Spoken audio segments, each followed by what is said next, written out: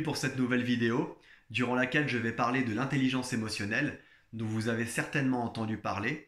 C'est un sujet d'actualité, et notamment dans le cadre du développement personnel. Cette intelligence fait partie de 8 autres intelligences, et est non négligeable, que ce soit dans le cadre du travail ou en dehors. Pour la simple et bonne raison qu'elle se définit par le savoir-être de l'individu. C'est-à-dire, c'est la capacité à comprendre, accepter et gérer ses émotions, qu'elles soient positives ou négatives, et qui plus est négatives. Comme on le sait, les extrêmes sont jamais bons, que ce soit d'un côté comme de l'autre.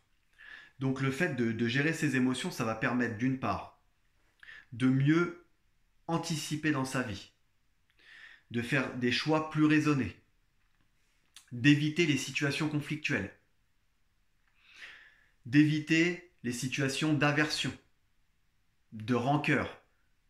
Donc ça va améliorer la communication, ça va améliorer le bien-être de l'individu et donc du collectif.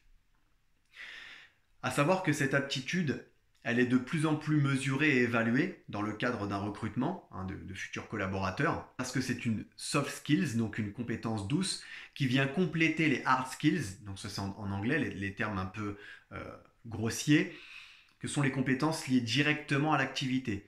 Donc ces compétences douces, entre guillemets, donc cette intelligence émotionnelle notamment, elle va permettre justement d'assurer une certaine pérennité, une certaine sérénité dans les collectifs. Et puis, on s'aperçoit qu'il y a une augmentation non négligeable de la performance en entreprise. Donc, c'est une compétence qui est de plus en plus mesurée, évaluée lors des recrutements. Donc, l'intelligence émotionnelle, c'est d'abord un rapport à soi-même, et ensuite avec les autres. C'est-à-dire, je m'assume, je m'accepte moi-même, je m'aime, et ensuite, je peux plus facilement accepter et aimer les autres. Donc l'intelligence émotionnelle, c'est cette capacité à s'accepter, à accepter nos forces et nos faiblesses, à accepter les émotions qui en découlent.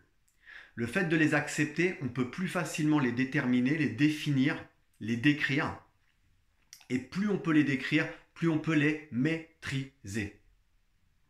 C'est logique. D'accord ?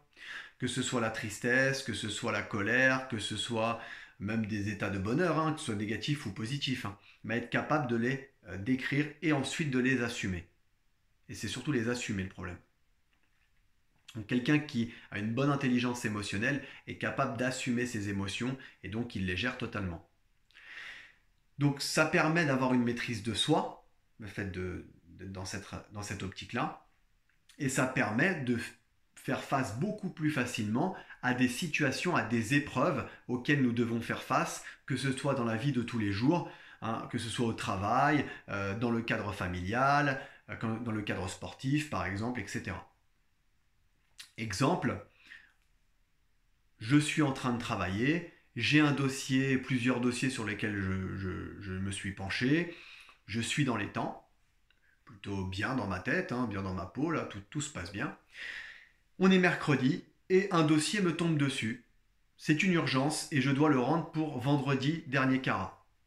Donc vendredi soir, bien sûr, dernier carat. Donc là, j'ai deux options qui s'offrent à moi. C'est j'ai un bon rythme de croisière et on vient me casser le rythme comme un iceberg, par exemple. Et alors là, je n'accepte pas, je résiste, je m'énerve, je vais utiliser des mots grossiers, je vais m'emporter, j'envoie tout bouler, excusez-moi du terme.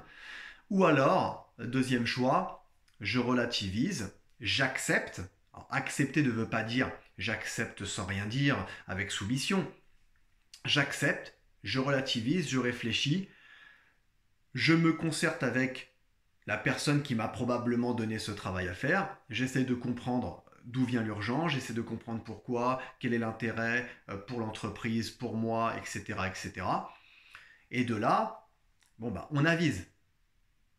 Mais je ne me suis pas mis en colère, je n'ai pas utilisé des mots qui pouvaient être irréversibles, par exemple, ou des actes répréhensibles. Voilà la différence. Donc c'est un exemple parmi tant d'autres. L'intelligence émotionnelle se caractérise aussi par la capacité à se motiver, la capacité à ne pas procrastiner. Hein, ce sont les capacités, l'ensemble des capacités, des efforts que l'on réalise pour atteindre ses objectifs. Donc, ces capacités-là font également partie de l'intelligence émotionnelle. Donc la motivation. Et enfin, l'intelligence émotionnelle ne se mesure pas en fonction des compétences acquises, mais plutôt en fonction de l'expérience vécue, en fonction des comportements que l'on a adoptés, de la façon dont on a fait face aux épreuves auxquelles on a été exposé, aux dilemmes auxquels on a été confronté. Donc c'est ça l'intelligence émotionnelle, et ce sont ces situations qui font que l'on a grandi émotionnellement et qu'on est capable de maîtriser donc ses émotions, donc on a une certaine maîtrise de soi, et le fait de maîtriser ses émotions, de les comprendre, parce que si on les maîtrise c'est qu'on les comprend, eh bien on est plus en capacité à comprendre les émotions des autres et donc les sentiments qui en découlent. Donc ça nous permet d'atteindre un certain niveau d'empathie. Et à savoir que cette empathie, elle est grandement nécessaire, elle est primordiale dans certains métiers. Et on a tendance, encore aujourd'hui, à mettre ces capacités de côté. Mais quand on voit le milieu de l'enseignement, le secteur médical, ce sont des métiers où on devrait être automatiquement empathique. Donc c'est une compétence qui devrait être automatiquement mesurée avant le recrutement du futur collaborateur. Donc voilà pour l'intelligence émotionnelle. C'était une définition assez brève, à savoir que nous proposons des formations en gestion des émotions, en programmation neurolinguistique, mais également en gestion des émotions, en gestion du stress, en gestion des conflits et du temps en entreprise. Donc n'hésitez pas à nous contacter. Toutes les informations donc, sont en dessous de la vidéo, dans la description. Vous avez le numéro, le mail, par mail. Si vous avez des questions à poser, n'hésitez pas également, c'est gratuit. Par contre, n'hésitez pas aussi à vous abonner à la vidéo, d'accord, en double-cliquant bien sûr sur la cloche pour recevoir toutes les notifications. Et on reste disponible pour répondre à toutes vos questions en matière de santé et sécurité au travail, aussi bien en veille technique et réglementaire. D'ici là, donc, prenez soin de vous, soyez dans la prévention et non dans la réparation. À bientôt!